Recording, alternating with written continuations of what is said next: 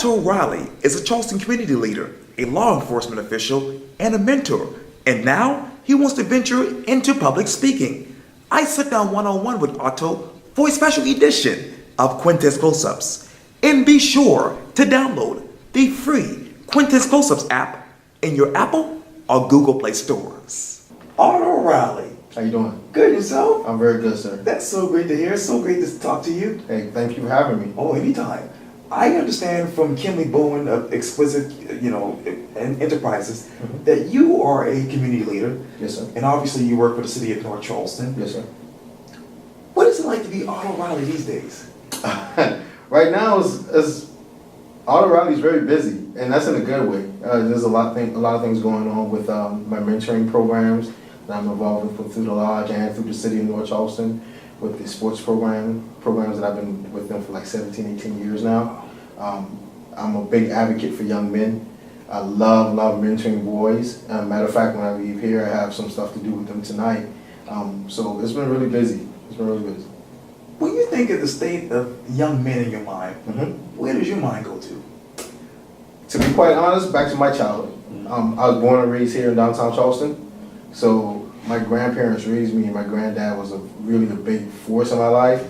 But still, those outside voices tend to help. Plus he was older, so I could kind of get away with things with him. But it takes me back to people who did things for me. Like most in particular, I had an ROTC instructor at Burke High School that was really, really into me and helped me stay on the straight and narrow. So. Wow. Was it? Oh God, it's his name, John. Well, that wasn't. No, it was Colonel Jenkins, Colonel Joseph Jenkins. And this is way back in the day. Wow. So back in 1994. Oh. Yeah. And he was an old soldier, and he kept us on the straight and narrow, and he did a lot of things for me, and just I didn't want to let him down, and along with not letting my dad down, because he sacrificed things that he didn't have to. So I feel like I owe it to us as a community and to give back. So. And you talking about giving back? Obviously, you do it every day, do mentoring. Mm-hmm. What is that one particular story that still sticks in your mind about that particular person that you mentor these days? As far as Colonel Jenkins, or just people that you mentor these days. It's different. It's different. It's a different time. Coming up in the 80s and the 90s, we were enthralled in the drug epidemic and things of that sort. But nowadays, social media makes everything so much accessible to these kids today. So it's a lot that, we just were combating little things in our own little areas and communities and things that we saw in the news. But now everything's front and center in their laps, in their living rooms, in their bedrooms, when they pick up their phones, their iPads, and TVs. So that's the biggest thing that kind of sticks out of my mind, because we're fighting it. We're fighting the image that people project as far as what we need them to be, if that makes sense to you. What is that image? The rock star, rap star image is you don't have to work hard. People automatically think things come to you. Like for example, I'm not a big advocate for reality TV. I just put that out there. But the image is, you sit in coffee shops all day and you go to the studio and you make this money and everything's great. Where that's not the reality. The reality is you have to get up and you have to work for what you want. You have to be a decent person. You have to be a man of your word and things of that sort. And those things are not projected on TV and through the phone and through the iPad. They see the glitz and the glam, but don't really want to do the work to get there. What should that work be like right now? Right now, man, it's a lot more, I think, meticulous. And I use that word because when I was coming up, pretty much if you had a high school diploma, you were set. You can get in the game. Anything else past that was extra. Now, a high school diploma is, I don't want to say it's nothing, but it doesn't get you in the game like it used to. Okay. So I think there's a lot more grinding with today's youth, because you got to get through the high school. The degree, that bachelor's is the basic. So I think right now with them, it's just a lot more meticulous. They got to put in the work. I think it's a lot more harder. And I think the peer pressure is a lot more intense, because, when we were coming up, the peer pressure was just in the schools, Monday through Friday, and, on the weekends in your little neighborhood. Now it's worldwide. Exactly. You know, so it's just not the peer pressure from your little inner circle. You might have peer pressure from somebody on the other side of the world. You know, so I think that's the biggest issue that we have. And you talk about actually growing up here in downtown Charleston. Yeah. Who was Otto Riley growing up? Oh man, Otto Riley was a cool kid, man. No, actually, I was that. To be quite honest with you, I was that undercover guy that I really liked school, but I walked that fine line between being the book guy and being the cool guy. Yeah, so because I wanted to be acceptable for both. But you know, coming up downtown Charleston, man, I loved it. It's still in me. It's a part of me. It's a part of me I love. It's me. It's motivated. It's ingrained in me. It's part of my fiber.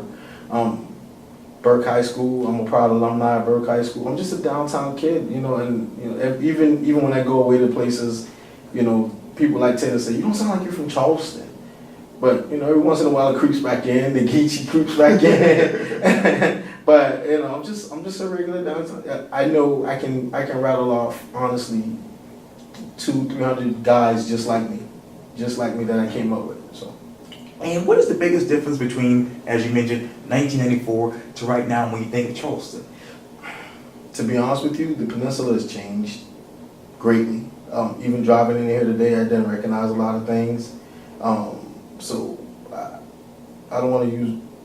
We're being honest. Gentrification is real. Gentrification is a real deal, and I'm seeing that. I always heard it, and I've always read about it and seen it on the news. But for it actually to touch down here is kind of mind blowing to me. When the houses that we looked at when we were kids with the slanted porches, and we were laughing, your porch is crooked. Yeah. Those houses are going for $500,000 now. Yeah. So you know, so Charleston has changed. I'd say some for the good, some for the bad. But you know, it's still home. It's still always going to be my home. I'm always going to be a Charlestonian. So.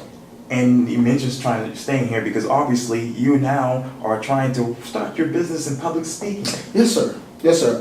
The biggest thing about that is when I was coming up, and again, I refer back to Burke High School because it's a staple of the Charleston community.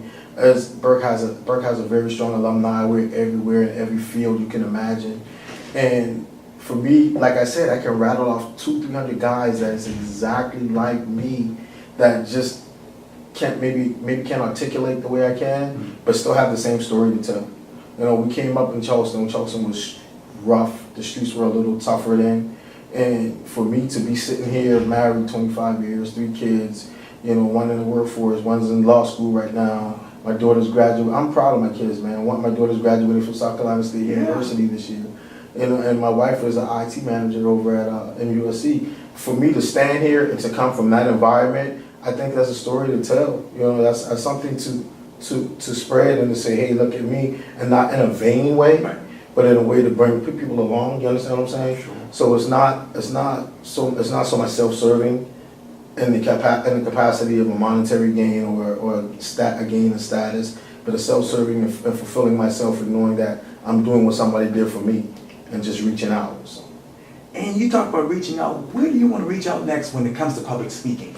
I love, again, kids, man. Kids, the high schools, the middle schools, the mentoring programs, like the mentoring program I'm involved with now. Nice Pythagoras is an extension of a Masonic body, but it's totally separate, but we just cater to young men from the ages of 6 to 18. So we get that foundation, you know, and it's sad to say that it's hard to, that old saying, you can't teach old dog new tricks. It's hard to kind of switch guys or men when they're 18, 25, 24. Not saying it can't be done, but it's easier. Frederick Douglass always says it's much easier to build strong children than broken men. So we start with them young, build a foundation, so we don't have to get to the part where they're broken men when they're coming up strong. So that's my target, is the young men, everybody in particular, but more so young men, because we have to take our place in society as far as leaders. And I just want to be an advocate for that. What do you hope that foundation be in 10, 20 years? 10 to 20 years, wow, that's a really good question. 10 to 20 years, I hope that somebody can say what I'm saying about Colonel Jenkins and the teachers at Burke that did the same thing for me. I'm hoping somebody would sit here in 20 years and say, yeah, that guy Otto Riley really reached out to me and brought me along, and that would be more than fulfilling for me. That is so great to hear. Yeah, that's the truth. And the truth needs no validation. It's the truth. Exactly right. So, Yes, indeed. Well, Otto Riley, thank you so much for your time. I really, really appreciate this. I appreciate you having me, man. Thank you very much, sir. Anytime. Yeah. Yes, sir.